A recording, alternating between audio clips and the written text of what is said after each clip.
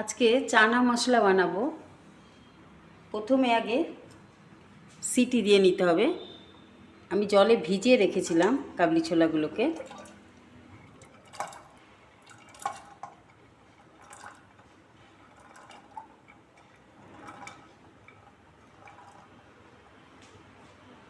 আর একটু নুন দিয়ে দেব।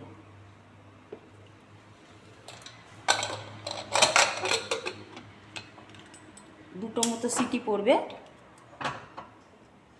এখন প্রেসার কুকারটা খুলে দেখে নিচ্ছি ডালগুলো কিরম সিদ্ধ হয়েছে।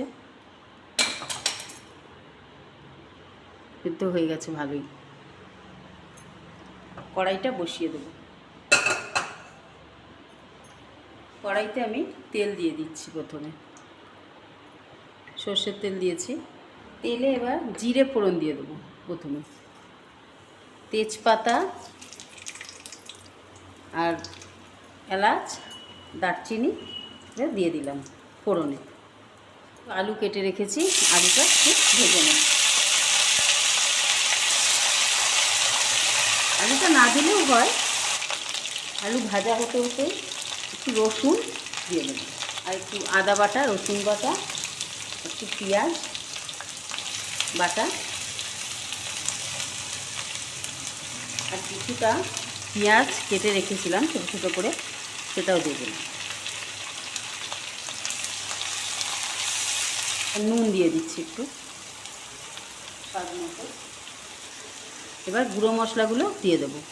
লঙ্কার গুঁড়ো, হলুদের গুঁড়ো, জিরের গুঁড়ো, ধনের গুঁড়ো আর গরম মশলার গুঁড়ো।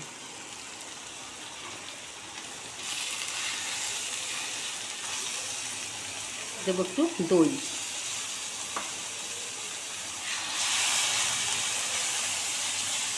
মশলা ভালো করে ভাজা হবে।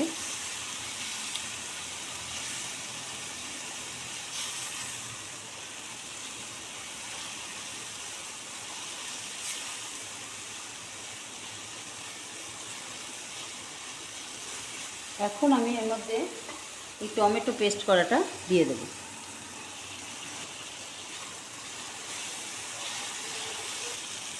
দিয়ে একটু ঢাকা দিয়ে দেব। এবার ঢাকনাটা খুলছি। ছোলাগুলো ভালোই সিদ্ধ হয়েছে। এবার ছোলাগুলো এর মধ্যে দিয়ে দিচ্ছি।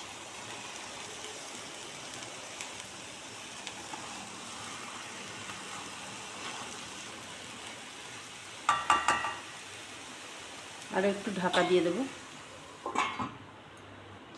এইবার ঢাকনাটা খুলি, জল দিয়ে দেব।